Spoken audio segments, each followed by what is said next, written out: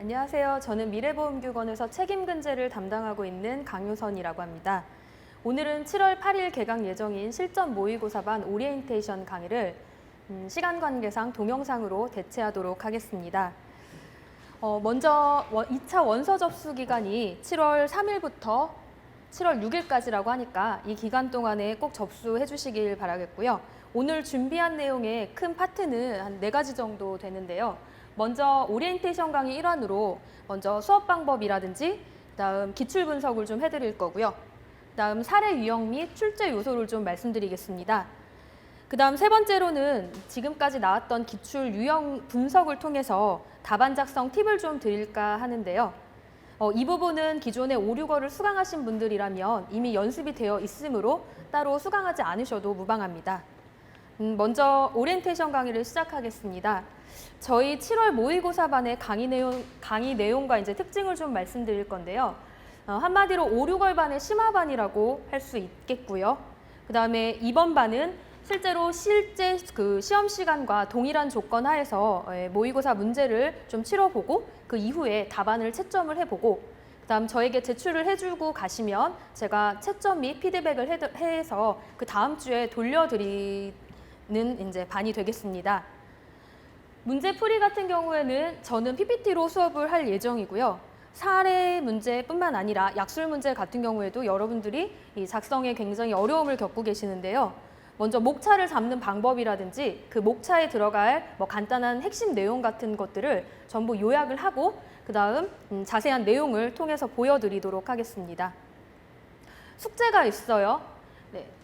그 주에 그 시험을 보고 나신 다음에 답안을 어차피 저한테 이제 주고 가시게 되는데요. 집에 돌아가셔서도 그 모의고사 보셨던 부분을 최소 2번 정도는 답안지에 깨끗하게 그리고 정확한 내용을 옮겨 적으셔가지고 저에게 그 다음 주에 제출을 해주시면 되겠습니다. 제가 문제를 만들다 보니까 좀 사례 문제가 좀 많이 만들어져서 그 문제들을 어떻게 할까 고민을 하다가 일단은 실전 모의고사반에 드리는 문제들은 한 7, 8문제 정도 출제가 될 예정이고요. 거기에 들어가지 못한 내용들 같은 경우에는 서브 문제로 1~2문제 정도씩은 더 드릴 예정입니다. 그거는 실제 시험 시간에 푸는 거는 아니고 집에 가셔가지고 이 홈워크 숙제 하실 때 같이 사례 문제를 풀으셔가지고 그 다음 주에 저에게 제출을 해주시면 그 다음 주에 답안을 또 배포를 해드리도록 하겠습니다. 그리고 마지막으로 스터디 합격반을 운영할 생각입니다. 기존에 5, 6월에 수강하셨던 분들 중에서 스터디를 같이 하시는 분들이 이미 계신데요. 아직까지는 그 수준 자체가 크게 심도 있게 올라오지 못해서 그동안에 해왔던 내용들은 좀 문제들을 좀 읽어보는 연습이라든지 문제들을 파악하는 방법 같은 것들을 해봤고 실제 이제 답안 작성을 연습하는 데 초점을 맞췄다면 이 7월 반에는 어느 정도 공부 수준이 올라왔기 때문에 실제 또 조건과 이제 비슷한 조건을 주고 또 제가 그 편집 이제 문제들을 사용을 해가지고 실제 그 유형별로 집중 반복 학습하는 그런 반입니다. 따라서 시간을 잘 지킬 수 있고 정말 합격하고자 하시는 분들만 신청을 해주시면 따로 시간이라든지 이런 것들은 수업 시간에 자세하게 공지를 해드리도록 하겠습니다. 자, 개강까지 한 10일 정도가 남았는데요. 그 전까지 공부를 해 오시는 방법을 좀 설명을 드릴까 합니다. 먼저 5, 6월에 수강하셨던 분들은 저희가 8주간 모의고사를 진행을 했기 때문에 총정리 및 모의고사를 진행을 했기 때문에 이분들 그동안에 이제 학습하셨던 내용들을 본인 스스로 좀 정리를 할 시간들이 좀 필요하기 때문에 그래서 정리를 하고자 하는 차원에서 약 2주간의 공백 기간을 좀 뒀고요. 그래서 그 전까지 이 5, 6월반을 수강하신 분들이라면 이 개강 전까지는 그동안에 그 드렸던 교환이라든지 그다음 기본 모의고사 문제들을 다 꺼내셔가지고 그 사례를 완전하게 그 유형을 복습을 해 주셔야 되고요. 또 그 유형 분석이 되셨다라고 한다면 그거를 직접 답안에 깨끗하게 좀 완전하게 이제 옮기시는 그런 연습들은 이미 충분하게 하셨기 때문에 그걸 좀 보완해 주고 오시면 될 것 같습니다. 특히 또 어려워하시는 이 약술 부분들은 그동안에 이제 나눠드렸던 그 모의고사에 나왔던 내용들만 하시면 좀 안 될 것 같고요. 제가 그 약술 리스트를 따로 다 드렸기 때문에 거기에 나와 있는 이 문제들까지도 좀 심도 있게 공부를 좀 해주셔야 될 것 같고요. 이 약술은 제가 분명히 계속 강조했던 부분이 통으로 뭐 내용을 이렇게 외우려고 하는 것보다는 목차를 좀 잡아서 그 안에 들어갈 핵심 내용 위주로 뭐 핵심 단어라든지 이런 키포인트 되는 단어들을 좀 위주로 먼저 체계를 잡으시고 그게 확실해지시면 거기에 이제 살을 붙이시는 이 방법으로 연습을 해달라고 말씀드렸습니다. 그리고 이게 감을 또 유지를 하셔야 되기 때문에 비록 이제 2주 정도의 이 공백 기간이 있기는 하는데 이게 무한 반복을 좀 해주셔서 감을 잃지 않도록 하고 오시면 좋을 것 같습니다. 다음, 5, 6월을 수강하지 않으신 분들이라고 해도 크게 걱정할 필요는 없으실 것 같은데요. 먼저 7월 반에 오시게 되면 이 답안지를 제출을 하고 가시면 이 답안을 작성하는 방법이라든지 본인의 이해 수준이라든지 그다음에 보완점이라든지 이런 부분들은 제가 상세하게 피드백을 해드릴 예정이고 또 채점까지 진행을 해드릴 예정이기 때문에 대신에 이분들 같은 경우에는 집에 돌아가셔가지고 그날 배웠던 이 모의고사를 최대한 완벽하게 복습을 해주시는 게 필요할 것 같습니다.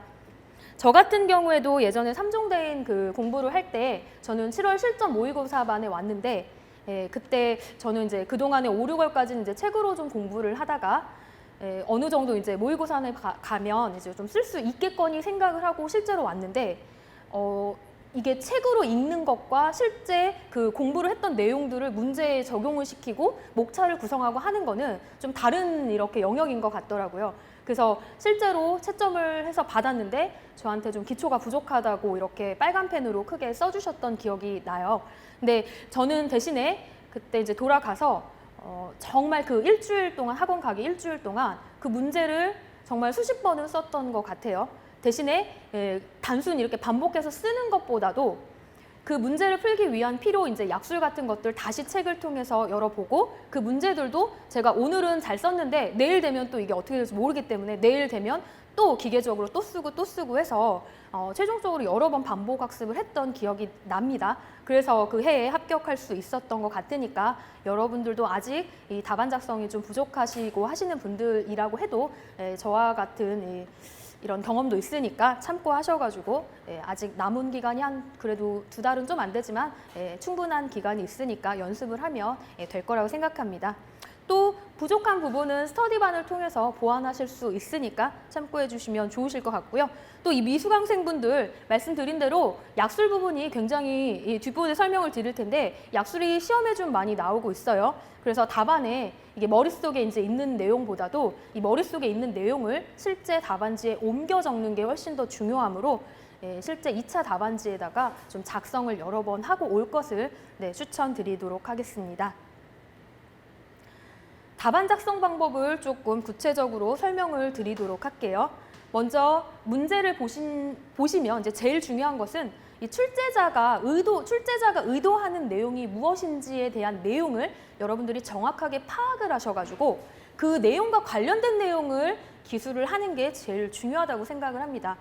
결국 이 출제자의 의도라는 것은 이 문제를 푸는데 이 핵심 키워드가 되는 거고 쟁점이기 때문인데요. 그런 다음 그게 이제 정확하게 되시면 그 내용을 기반으로 해서 실제 그 쟁점되는 내용 위주로 이 목차를 조금 구성을 해주시면 됩니다. 자, 우리가 크게는 이 사례형 문제와 이 약술형 문제로 크게는 이렇게 구분이 되는데요. 먼저 이 사례형 문제 같은 경우에는 주로 이제 배점들을 좀 살펴보면 뭐 15점, 20점, 뭐 30점 정도의 큰 단위 위주로 출제가 되기 때문에 이런 것들은 한 2-3장 정도 답안 분량이 나오게 됩니다. 그럴 경우에는 이 목차라든지 이 번호를 매기지 않고 그냥 일련 순서대로 그냥 적는다라고 하면 이 출제자 입장에서 답안을 굉장히 여러 명 사람들의 이 답안을 굉장히 많이 보는데 이 목차가 눈에 보이지도 않을 뿐더러 좀 읽기가 좀 어려운 부분이 있기 때문에 이럴 경우에는 같은 내용을 적더라도 일련의 번호를 매겨주신다든지 그 내용에 해당하는 중요한 내용을 좀 목차로 이렇게 보여주는 이런 작업이 좀 필요할 것 같습니다. 따라서 사례형 문제의 경우에는 비교적 상세한 목차 작성이 조금 필요할 것 같고요. 다음 약술형 문제 같은 경우에는 지금 출제된 문제의 배점들을 좀 살펴보니까 주로 10점짜리가 제일 많이 나왔고요. 그 다음 1회 때 15점짜리 한 문제 혹은 그 이후에는 이제 5점짜리 약술들도 좀 나오게 되어 있는데 뭐 길어봤자 10점짜리이기 때문에 답안 분량은 약 한 페이지 이내로 작성을 해주시면 되겠고요. 따라서 한 페이지 이내이기 때문에 뭐 상세한 이런 세부적인 목차보다도 좀 상위 개념 위주로 작성하는 것이 필요하기 때문에 이 약수령 10점짜리 문제들 경우에는 너무 세세한 내용까지 적으실 필요는 없기 때문에 가능하면 대목차 위주로 몇 개 정도 외워주시면 될 것 같습니다. 그 부분은 뒤에서 다시 자세하게 설명드리도록 하겠습니다. 다음 시험장에 가시면 이 시험 문제를 배포하고 답안을 배포할 때 이 초안지 한 장을 주게 됩니다. 이 초안지를 잘 활용을 하셔야 되는데 여기에 이제 사례 문제, 뭐 약술 문제야 간단하니까 머릿속에 이제 있는 내용들을 바로 옮겨 적으시면 뭐 크게 무방하지만 이 사례 문제 같은 경우에는 한번 목차가 꼬이거나 중간에 뭐 내용이 좀 뒤죽박죽되거나 하면 이 뒤에 작성하는 데 영향을 미치기 때문에 이 초안지에 최소 이 내가 의도하고자 하는 뭐 쟁점이라든지 이런 부분을 잘 노출을 시킬 수 있도록 이 초안지에 간단한 목차라든지 일련의 순서들을 좀 기재를 해 주셔야 될 것 같습니다. 따라서 이 초안지 활용이 굉장히 중요할 것 같고요. 다음 답안 작성하는 구체적인 좀 방법을 말씀드리도록 할게요. 먼저 작성 분량들을 좀 물어보시는데요. 대체로 10점당 한쪽 분량 이내 정도로 생각을 해주시면 될 것 같습니다. 따로 뭐 10점짜리로서 한 페이지, 20점이라고 해서 뭐 2페이지 이렇게 정해진 분량은 없고요. 뭐 대체로 뭐 내용이 적당하고 또 그 내용이 적당하더라도 좋은 내용이 들어가 있게 되면 높은 득점을 할 수 있고요. 내용이 길다 해도 거기에 출제자가 의도하지 않은 내용들로만 구성이 되거나 한다면 실제 득점은 그리 높지 않을 것으로 예상됩니다. 따라서 한쪽 분량 이내라는 거를 설명을 드리고 거기에는 이제 관련된 핵심 내용 위주로 기술을 해주는 것이 중요하다 하겠습니다. 다음, 문단 띄어쓰기를 통해서 이 목차가 좀 여러분들이 아까 여기 목차 구성을 해놓은 내용들을 가지고 이 목차가 출제자한테 잘 보이도록 가급적 뭐 예를 들면 한 2~3줄 정도를 작성을 해서 마침표를 찍고 문단이 이제 바뀌게 된다라고 하면 연이어서 계속 쓰지 마시고 그럴 때는 한 줄을 비워놓고 그 다음 줄에 이렇게 규수를 해서 좀 목차가 가독성이 좋도록 해주시는 방법이 좀 필요할 것 같고요. 또 제일 많이들 제가 5월 달에 이 답안 채점을 해드릴 때 보니까 제일 여러분들께서 조금 어려워하셨던 부분들이 뭐 왼쪽부터 이렇게 일련의 이제 순서를 가지고 정렬을 잘 하셔가지고 잘 기술을 해주시는 분들도 있었지만 어떤 분들은 답안이 전부 다 가운데로만 이렇게 작성을 해주시는 분도 계셨고요. 또 처음에는 왼쪽부터 잘 작성을 하시다가 밑으로 내려갈수록 오른쪽으로 답안이 이렇게 대각선으로 치우치는 이런 분들도 많이 계셨습니다. 물론 내용이 굉장히 더 중요할 텐데요. 그럼에도 불구하고 이게 뭐 보여지는 것도 사실은 좀 무시할 수 없는 부분이기 때문에 가독성이 최대한 좋을 수 있도록 답안을 좀 일련의 형태를 가지고 좀 깔끔하게 작성을 해주시는 게 중요할 것 같습니다. 다음 목차 번호를 조금 통일을 해주셔야 될 것 같아요. 아까 계속 목차 구성을 말씀드렸어요. 그래서 1번 문제에서는 예를 들면 이렇게 아라비아 숫자로 1번, 그 다음 숫자 1번, 양괄호 1번, 반괄호 1번 뭐 이런 문제로 여러분들께서 뭐 1번, 2번, 3번 계속 이 순서대로 작성을 해 나가시는 거예요. 처음부터 너무 작은 이 숫자를 작성을 하게 되시면 이 사례 문제 같은 경우에는 세부 목차가 많이 나오기 때문에 뒤에 이 세부적으로 목차를 딸 게 없어요. 그러니까 번호를 좀 따기가 좀 힘들기 때문에 가능하면 저희 5, 6월 수업반에서는 이런 방법대로 목차를 좀 통일하는 걸로 수업을 했었습니다. 따라서 처음 작성을 하시는 분들은 일단은 이러한 사항들을 조금 머릿속에 생각을 하시고 답안을 작성하는 데 참고하셨으면 좋겠고요.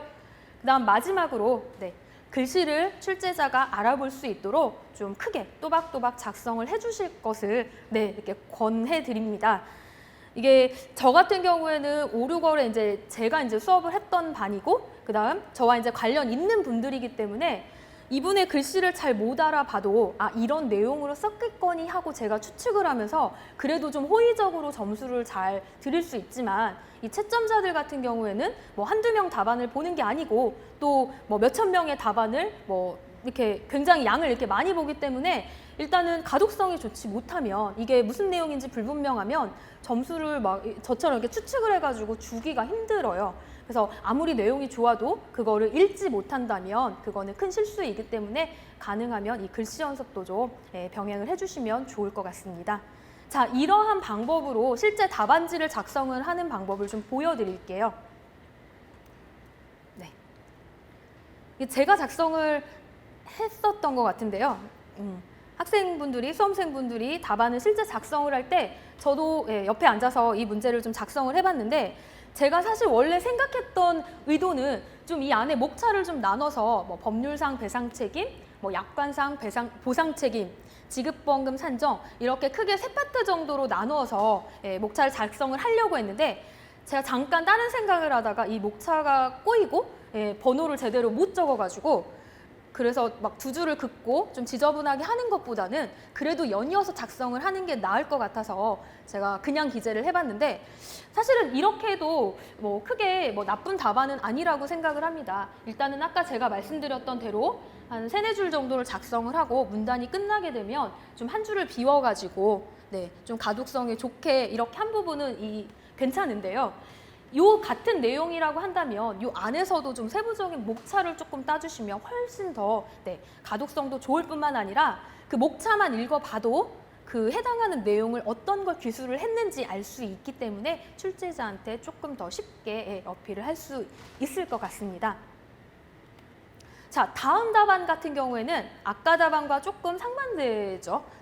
여기는 비교적 목차를 아랍어 숫자 1번, 2번, 3번, 4번 크게 이 4가지 대목차로 좀 나눠봤고요.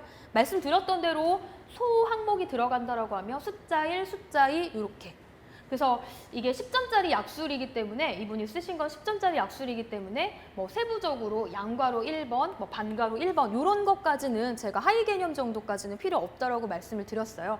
그래서 보통 보시게 되면 이 큰 대목차가 한 3개, 한 4가지 정도 나오면 거의 한 페이지가 이렇게 좀 채워지기 때문에 여러분들이 작성을 하실 때도 뭐 이런 답안을 좀 그러니까 처음 작성하시는 분들이라면 이런 답안을 좀 참고하셔가지고 가능하면 앞에도 이 왼쪽부터 이게 가지런하게 이렇게 기술이 되어 있고요. 그다음 뭐 오른쪽도 이렇게 끝까지 다 작성을 좀 채워줬고 그다음 목차도 좀 잘 구성을 했고 또 목차를 구성할 때 이렇게 한 칸씩 줄을 좀 바꿔줌으로써 되게 가독성을 높이고 또 본인이 요구하고자 하는 어필하고자 하는 내용들이 채점자한테 잘 보여줄 수 있는 답안이라고 생각을 하니까 요 방법대로 좀 정리를 할 수 있도록 실제 집에서 한 10일 정도 남았는데 그동안에 이런 방법들을 좀 참고해서 실전 연습을 좀 하고 오시면 좋을 것 같습니다. 자, 다음은 출제 경향을 좀 분석을 해드릴게요. 우리 시험은 일단은 신체 순사로 통합이 된 지 4회차가 됐고요. 올해는 1차 유자격자들한테 1차 시험을 면제할 수 있는 마지막 해이기도 합니다. 그래서 얼마 전에 그 1차 시험에 응시한 분들 최종 그 명수를 보니까 작년보다 좀 인원이 좀 많이 늘어나서 2차도 조금 경쟁률이 조금 올라갈 것 같은 예상이 들고 또 이미 합격을 하신 분들이 많기 때문에 지금은 이제 다른 직종에서 일을 하시다가 저희 자격사를 알게 돼서 오시는 분들도 있고 그래서 제가 이제 드리고자 하는 말씀은 이미 합격하실 분들은 다 합격을 하셨기 때문에 올해 경쟁률이 조금 치열하겠지만 그래도 조금 더 분발을 하시면 뭐 기존보다는 조금 더 수월하게 합격을 하실 수도 있을 것 같아서 말씀을 좀 드렸고요. 저희 4회째 기출을 좀 분석을 하면 먼저 1회 때 같은 경우에는 문항수는 7문항, 그다음 2회 때도 마찬가지로 7문항 정도 출제가 됐고요. 3, 4회 때, 뭐 3회 때까지도 7문항 정도 됐고 작년에는 한 8문항 정도가 출제가 됐습니다. 그래서 문항수로는 7에서 한 8문항 정도가 출제될 것으로 예상이 되고요. 그렇지만 1회 때 문제 같은 경우에는 이 시험이 첫 해 시험이기 때문에 약술 비중이 굉장히 높았습니다. 7대 3 정도가 되고요. 그 다음 회 때는 다시 또 반대가 됐어요. 사례형이 70%, 그 다음 약술형 문제가 30%로 됐어요. 그 다음 3회째부터는 비교적 패턴이 조금 비슷하게 나오는데요. 중요한 건 일단은 약술형 문제 같은 경우에는 4문항 10점짜리로 4문항이기 때문에 40점으로 출제가 됐는데 그럼 반대로 7문항이니까 사례 문제는 3문항이 되겠죠. 배점 같은 경우에도 10점짜리, 20점짜리, 30점짜리 사례형 문제가 출제가 됐는데 여기서 조금 주목하셔야 될 거는 이 30점 배점 안에는 이 약술형 문제가 5점짜리로 3개나 구성이 들어가 있다는 내용입니다. 그래서 이 내용들을 가지고 검토를 해서 마지막 소항목 4번에는 지급보험금을 산정하는 이런 문제가 출제가 되고 있어요. 그래서 실질적으로는 약술이 크게는 40점짜리로 보이지만 이 문제를 기출을 분석을 해보면 실제로는 약술이 55점에 해당하는 결과가 분석이 됩니다. 따라서 약술의 비중과 사례의 비중이 거의 동등하다라고 할 수 있기 때문에 약술을 쓰시는데 조금 신경을 써 주셔야 될 것 같고요. 또 3회 때부터는 말씀드린 것처럼 이렇게 큰 배점 안에 약술도 쓰고 보험금도 산정하고 이런 혼합형의 문제가 좀 출제가 되고 있고 그 유형은 작년에도 똑같이 출제가 되었습니다. 작년에도 마찬가지로 약술 네모난이 40점 출제가 됐는데 실질적인 약술의 양은 60점 정도가 돼서 이 약술의 비중이 굉장히 높았는데요. 좀 사례 문제를 좀 살펴보면 마찬가지로 10점짜리 2개, 15점, 25점으로 이 배점이 굉장히 다양했고 이 중에 25점짜리에는 약술이 15점이 포함이 됐었고 그다음 15점 약술 안에도 5점짜리는 약술이고 10점은 계산형 문제. 그래서 따라서 실질적으로는 약술이 60점에 이르는 결과를 도출이 되었습니다. 따라서 약술을 쓰지 못하면 뭐 꽈락을 좀 넘기거나 합격하기가 힘들어질 수 있으니까 약술 연습을 조금 많이 해주셔야 될 것 같고 실제로 5, 6월에 강의를 해보니까 이 사례형 문제 같은 경우에는 얼추 답안을 보고 흉내를 내신다든지 반복 학습을 하시면 어느 정도 수준에는 올라오시는데 이 약술 같은 경우에는 사실 귀로만 듣고 눈으로만 보고 하면 그 당시에는 이해가 되지만 결국 우리는 뭐 말로 하는 시험, 구술 시험 이런 게 아니잖아요. 그러면 결과적으로는 내가 알고 있는 지식을 답안지에 아까처럼 옮겨 적는 시험이기 때문에 공부한 내용을 옮겨 적을 수 있도록 평소에 많은 연습이 필요한데 그 연습을 하지 않으시고 막상 이렇게 통으로 뭔가를 암기해가지고 쓰려고 하다 보니까 문제가 좀 이렇게 복잡하게 뭐 응용형으로 나오면 거의 손을 못 대고 하는 경우가 굉장히 많아서 제가 5, 6월에는 약술을 많이 강조를 드렸고요. 이 7월에는 약술형보다는 사례형 문제에 조금 더 집중을 해 주셔야 된다고 말씀을 드렸고 또 아직도 7월, 8월까지 약 2달이 안 되지만 충분한 기간이 있기 때문에 사례형은 충분히 트레이닝을 통해서 어느 정도 수준에 도달할 수 있지만 약술은 그 사이에서도 계속적으로 반복으로 작성을 해주고 오셔야 될 것 같습니다. 좀 더 구체적으로 이 문항을 좀 살펴볼게요. 먼저 약술형 배책 부분인데요. 정리하자면 이 배책 근제보다는 이 배책 부분에서 약술은 훨씬 더 출제될 요소들이 많고 실제로 요소가 제일 많이 출제가 되었습니다. 먼저 크게 배상 책임 파트에서도 이 앞에 핵심 뭐 이론적인 일반론, 그다음 이 민법과 관련된 이 법률상 책임, 그다음 이 손해배상금과 산정된 관련된 이 내용들, 그다음 이 보험 약관과 관련된 내용들로 조금 나누어 보면 그중에 1회 때 같은 경우에는 아까 약술이 조금 많이 출제가 됐다라고 했었는데 누구나 예상할 수 있었던 이 배상책임 보험을 좀 접근하고 이 배상책임을 좀 처리함에 있어서 굉장히 뭐 기본적인 중요한 이런 내용들 위주로 좀 출제가 됐습니다. 그래서 직접 청구권, 실무에서 굉장히 중요하고요. 그다음에 불법행위 책임이 발생해야 이 배상책임 보험을 보상하는 손해가 되니까 이런 내용들 충분히 예상이 가능했고요. 다음 이제 38회 때부터는 좀 보시게 되면 이 법률 파트에서는 38회 때만 빼고 계속 한 문제씩이 좀 출제가 되고 있어요. 이 불법행위보다는 이 채무불이행보다는 이 불법행위 책임이 훨씬 더 많이 사용을 하고 있고 이 채무불이행 책임은 이 예외적인 경우에 사용을 하고 있기 때문에 중요성이 상대적으로 덜하기 때문에 이 약술이 둘 중에 나온다면 불법행위 책임이 당연히 나왔을 것으로 예상이 됐고요. 그다음 채무불이행 책임 같은 경우도 불법행위 책임 그 기출과 마찬가지로 요건이라든지 효과에 관해서 출제가 될 수도 있지만 이들을 합해가지고 비교를 하는 이런 문제들도 출제가 가능할 걸로 예상이 됩니다.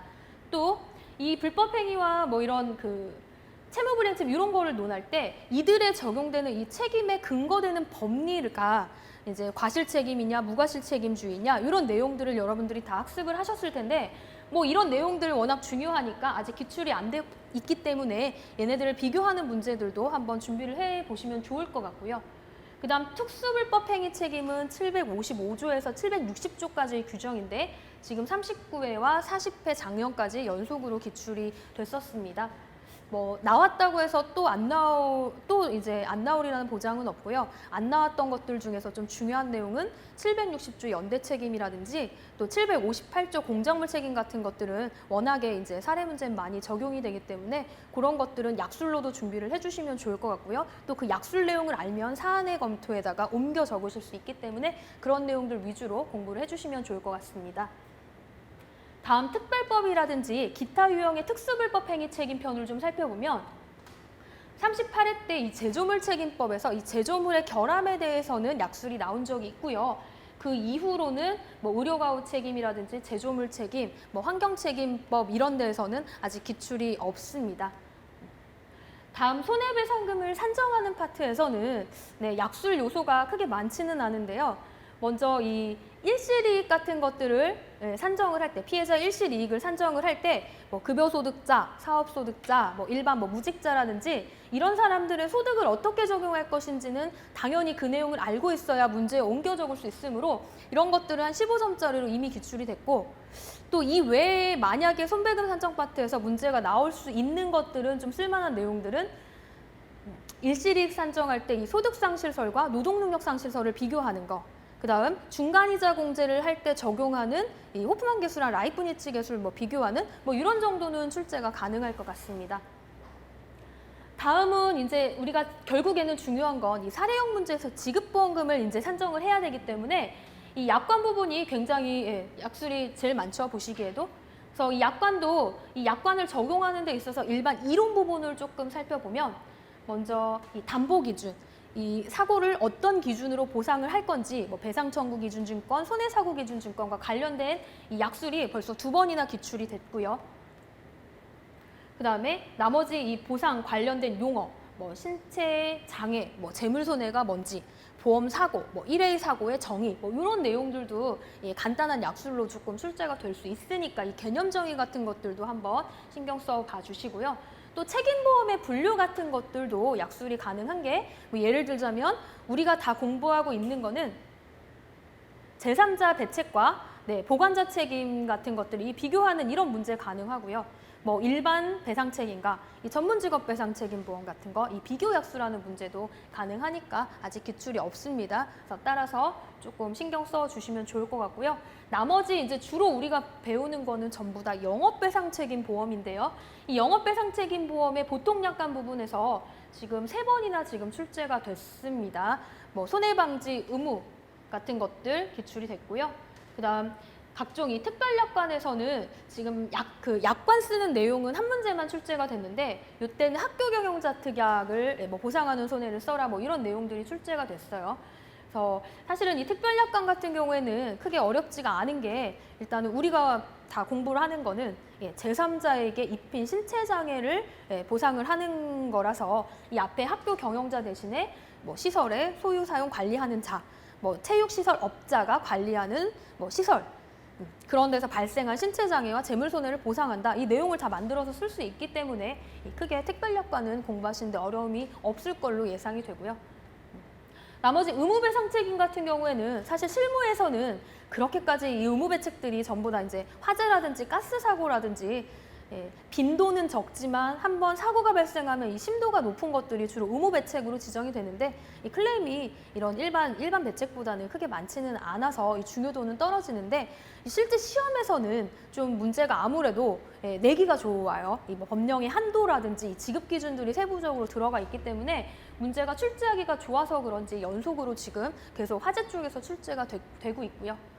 그다음 기타 배책으로 생산물 배책이라든지 의사 및 병원 배책 같은 경우에는 아직 출제가 되지 않았는데 지금 특히나 생산물 배책 같은 경우에는 제조물 책임법이 최근에 개정이 된 내용들이 있었어요. 뭐 결함의 추정 조항이라든지 그다음 징벌적 손해배상 조항 같은 것들은 이 제조물 책임법이 개정됐기 때문에 뭐 관련한 것들과 같이 좀 공부를 해놓으시면 좋을 것 같고 또 최근 들어서 의료과실에 해당하는 내용들이 굉장히 기사에 많이 나오고 있고 또 최근에는 신해철 의료사고가 관련한 이 판례들도 나오고 있기 때문에 이 의사 및 병원 배책에 관련한 뭐 의료과실이라든지 의사의 주의 의무, 설명 의무, 뭐 입증 책임 같은 것들도 같이 약수를 좀 대비해 주시면 좋을 것 같습니다.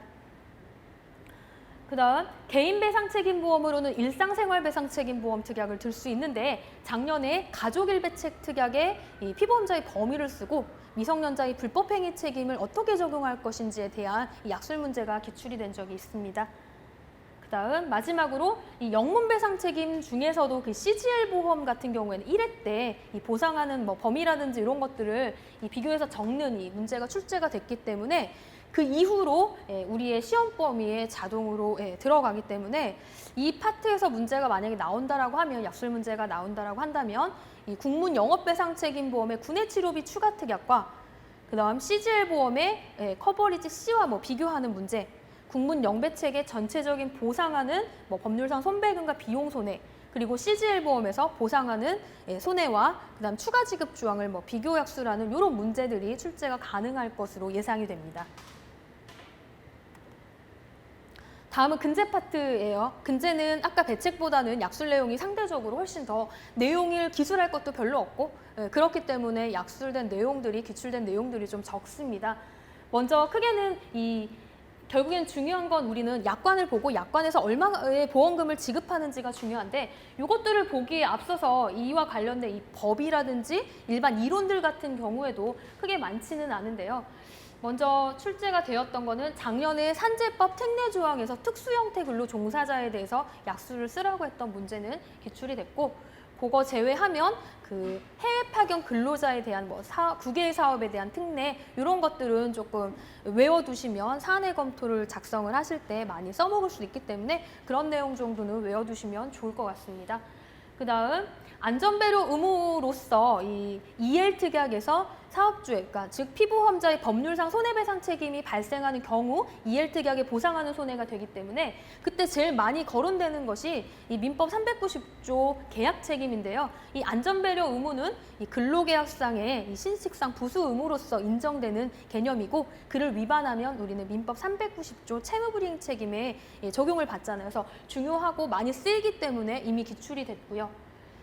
그다음 아직 기출이 되지 않은 거는 일단 업무상재를 인정하는 뭐 판단 기준, 업무의 수행성과 뭐 기인성을 판단을 하고 그다음 산재법상의 이 재해보상의 기준 같은 것들, 이 업무상 재해 기준, 뭐 업무상 사고라든지 업무상 질병, 그다음에 이번에 산재법 개정된 내용 중에 출퇴근제 같은 것들, 그다음 고의자의 뭐 범죄 행위 이런 것들은 이 산재법의 구체적으로 유형이 이런 경우에는 업무상재에 해당이 된다라는 내용이기 때문에 뭐 그와 관련된 내용들 약술 가능하고요. 그다음 선언 같은 경우에는 이 업무라는 말과 비슷하지만 이 직무상재해냐, 승무 중 직무 외재이냐를 많이 쓰이고 있기 때문에 그와 관련한 이 개념 같은 것들도 출제가 가능할 걸로 보여집니다. 다음 재해보상에서는 이 재해보상 책임에서는 평균 임금을 가지고 근로자의 평균 임금을 가지고 재해보상액을 산정을 하기 때문에 평균 임금이 굉장히 중요한데요. 그런 만큼 1회 때 이 평균 임금과 통상 임금을 이 비교 약수라는 문제는 기출이 되었고요. 만약에 또 출제가 된다라고 한다면 이 간단한 이 산정 이 전제 조건을 주고 이 평균 임금을 산정을 해서 이 회사에서 지급할 보험금은 얼마냐 이런 문제도 가능할 걸로 보여집니다. 다음 이 재해보상액을 산정을 할 때 이 근로자한테 발생된 이 장애가 여러 가지일 경우에는 이 산재법에 서로 다른 계열의 조정이라는 장애를 이렇게 병급할 수 있는 기준이 있는데 그 부분을 가지고 작년에 선언 WC에서 15점짜리로 기출이 됐었는데 그중에 소문제 5점짜리가 이 장애의 조정 방법에 대해서 쓰고 10점을 그걸 가지고 지급보험금을 산정하라는 문제였습니다. 비슷하게 나온다라고 한다면 저거 말고 장애의 가중, 그러니까 동일 부위의 입원 사고로 예를 들면 팔을 다쳤는데 기존에 이 사람이 이 업무상재로 동일하게 팔을 다쳤던 사람이 입원 사고로 이 팔을 다쳐서 이 장애가 더 크게 된 경우를 우리 동일 부위의 장애가 가중됐다라는 표현을 이 업무상재 파트, 이 재해보상 파트에선 쓰고 있는데 이때 이 장애 가중일 때는 어떻게 적용하고 있는지 그 요소를 가지고 보험금을 산정하는 문제 또 변형해서 가능할 걸로 보여집니다. 마지막으로는 뭐 이런 것들을 다 검토해서 결국에는 이 보험 약관에서 어떻게 보상할 건지를 규정을 하고 있는데 이 약관의 내용들은 전부 다 각종 뭐 선언법이라든지 산재법이라든지 뭐 이런 근기법이라든지 이 법에서 정한 재해보상 책임액을 그대로 약관에서 차용해서 갖다 쓰기 때문에 이 결국에는 법상의 내용을 외우시던 아니면 이 약관상의 뭐 보상일수 같은 거를 외우셔야 보험금을 산정을 할 수가 있을 거고요. 그다음 외우신 만큼 그 외우신 내용을 약술로도 출제가 가능하겠죠. 뭐 예를 들면 선언법상의 사업주의 재해보상 책임에 대해서 뭐 쓰시오 이런 문제 가능하고요. 또 선언법상의 사업주의 재해보상의 이 보상의 종류를 기술하시오. 이런 문제들도 가능합니다. 자, 이 파트 약관에서는요. 작년에는 지금 기출된 게 약술로는 따로 없었고요. 그 전년도에 이 해외근제 보험, 이 보험에서 이 해외근제 보험에 추가할 수 있는 뭐 특약들을 약술하시오. 이런 문제는 한 번 기출된 적이 있습니다. 비슷하게라고 한다면 특별히 추가할 수 있는 특약을 쓰세요. 이런 것보다는 이 해외근제 보험 같은 경우에는 이 WC 특약을 가입을 기본적으로 하는데 아까 말씀드린 대로 산재법 특례 조항에 따라서 이 산재법 적용 근로자보다 불이익하지 말라고 되어 있으므로 WC 확장 추가 특약을 의무적으로 거의 강제적으로 가입을 해서 이 산재법 보상 수준과 일정 수준을 맞춰주게 되는데요. 그래서 그와 관련된 뭐 내용들 그거를 검토해서 지급보험금을 산정한다든지 이런 문제는 또 가능할 것 같습니다. 그래서 결론적으로는 약술 요소들은 근제보다는 배책 쪽에 조금 많이 이미 기출이 됐고 쓸 내용들이 좀 많고요. 근제는 전부 다 이 약관들을 상세하게 보상일수 같은 것들을 외워주셔야 되는 것을 꼭 명기를 해주셨으면 좋겠습니다. 다음은 사례형 문제예요. 사례형 문제도 마찬가지로 이 배책과 근제보험을 크게 좀 나눠보면 주로 이 배점들이 몰려있는 것들은 전부 다 영업배상 책임 보험에 뭐 보통 약관이라든지 뭐 특별약관 가지고 보험금을 산정하는 파트에서 주로 다 출제가 됐습니다. 먼저 보험금 분담 같은 경우에는 사실 실무에서는 한 군데 회사에다 다 전액을 청구하기 때문에 이 보험금을 분담할 일이 저희한테는 별로 중요하지는 않은데요. 이 문제에서 마찬가지로 이론을 적용해가지고 이 문제를 풀기가 좋기 때문에 이 보험금 분담이 조금 많이 출제가 됐었습니다. 연속으로 좀 출제가 됐고요. 그래서 출제된 내용들을 좀 기억을 해보면 임의보험과 임의보험 두 개가 경합했을 때 그리고 의무보험 하나, 그다음 임의보험, 임의보험 이렇게 경합을 했을 때 이 분담을 어떻게 하는지 분담을 하고 지급보험금을 산정하시오 이런 문제들이 출제가 됐고요. 그다음 일반적으로 손해배상금을 산정해서 지급보험금을 구할 때 이 비용 같은 것들 계약자 또는 피보험자가 지출했던 이 비용 처리는 어떻게 할 것인지 뭐 자기부담금 같은 것들은 어떻게 할 것인지 이런 문제들 연속으로 지금 출제가 되고 있고요. 뭐 이미 나왔다라고 해서 또 안 나올 수 있는 부분은 아니죠. 이 파트 같은 경우에는 이 내용을 기본적으로 알고 있어야 이 지급보험금을 산정할 수 있기 때문에 이 부분의 학습을 조금 튼튼히 하셔야 될 필요가 있을 것 같습니다. 자, 의무배책 파트는 말씀드렸던 대로 실무에서는 크게 중요하지 않지만 시험 문제에서는 출제하기가 좋기 때문에 계속 지금 출제가 되고 있고요. 주로 출제가 됐던 부분들은 화재에서 작년에는 신배책 특약에 뭐 지급보험금을 산정하시오 뭐 이런 내용들 출제가 됐었고요. 그 전년도에도 마찬가지로 다중이용업소랑 신배책 특약을 가지고 지급보험금을 묻는 문제가 좀 출제가 됐습니다. 아직 나오지 않은 부분은 가스배책 같은 경우가 있고요. 그다음 여기에 없는 내용이지만 뭐 체육시설업자 배책 이런 것들은 이 자백법 시행령상 한도 금액을 최소로 가입할 것을 요구를 하고 있어요. 따라서 우리 5월반 이 기출 문제 모의고사 문제에서는 체육시설업자 배책 보상한도 2억을 주고 그때에는 똑같이 손해액 산정해서 최종 지급보험금 디덕터블 공제하고 한도액 내서 지급하는 이 형태로 문제를 다 풀었었거든요. 그래서 그런 문제는 뭐 크게 어렵지 않은 부분이고요. 또 작년에는 재난배책 부분에서 약술도 나오고 사례 문제도 나오긴 했었는데 올해는 지금 어제만 같은 경우에도 지금 주상복합 아파트 현장에서 화재가 나서 이 근로자들이 사망을 했던 경우도 있고 또 거슬러 올라가면 요양병원에 화재가 발생했던 경우도 있고요. 또 목욕탕인지 스포츠센터에서 건물에서 불이 나가지고 다수의 그 제천에 화재 참사가 났던 적도 있고요. 최근에 서울에서는 종로 여간에 방화로 화재 사건이 발생을 했고 또 얼마 전에는 이 군산 유흥주점에서 누군가의 방화로 여러 명이 이제 사상을 하는 이런 이제 좀 이슈화되는 사건들이 있었기 때문에 뭐 계속 기출이 되지만 여전히 중요하다라고 말씀드릴 수가 있겠습니다. 뭐 기타 배책 말씀드렸던 거 의사 배책이라든지 생산물 배책 가지고 산정을 하는 문제는 아직 기출이 되지 않았고요. 만약에 이쪽에서 문제가 출제가 된다라고 한다면 단순하게 손배금 산정해서 지급보험금 구하는 문제도 주어질 수 있지만 우리 생산물 배책이라든지 의료사고 같은 경우에는 주로 배상청구 기준 증권으로 보험 가입을 하기 때문에 그 배상청구 기준 증권에서 파생되는 특유한 제도인 뭐 소급담보일자라든지 이 ERP 적용과 관련해서 검토를 하고 그에 따른 지급보험금을 산정하는 이런 문제들도 가능합니다.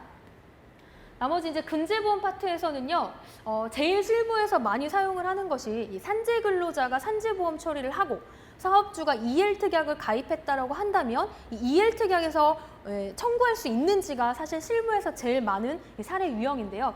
그런 만큼 지금 38회, 39회 연속으로 출제가 됐고 38회 때는 산재와 이 EL 특약의 손익상계하는 문제가 배점이 좀 40점 분량으로 조금 높았습니다. 작년에 안 나왔고 워낙 중요하고 문제를 많이 만들 수 있기 때문에 산재 플러스 EL 특약의 손익상계 문제는 뭐 중요하다 생각하시고 좀 철저히 준비를 해주시면 좋을 것 같고요. 그다음 해외 근제 같은 경우에는 사례형 문제로 아직까지 기출이 없습니다. 따라서 5, 6월반에 제가 해외 근제 문제를 많이 이렇게 드리고 장애의 조정으로도 문제를 풀어봤었고 장애의 가중으로도 문제 드렸었고요. 또 이 WC 특약의 요양보상의 특례라든지 이송 비용의 제한 이런 부분들을 설명을 드렸어요. 그래서 그거와 관련한 이 해외 근제 문제를 좀 풀어봤었으니까 이 부분은 기출이 없다는 걸 조금 감안하셔가지고 참고하셨으면 좋겠고요. 선언근제 같은 경우에는 37회 때는 세월호 사건과 좀 그 이슈가 있어서 0.5점 분량으로 조금 선언근제 보험이 출제가 됐던 적이 있고요. 또 작년에는 선언 WC 산정하는 거 아까 말씀드린 대로 장애의 조정을 이용해서 선언 WC의 지급보험금을 산정하는 문제가 출제가 됐습니다. 여기에서 알 수 있는 거는요. 일단 산재 플러스 EL 특약은 기출이 많이 됐고 그다음 WC만 산정하는 문제 중에서는 해외 근제는 아직 기출이 없는 점.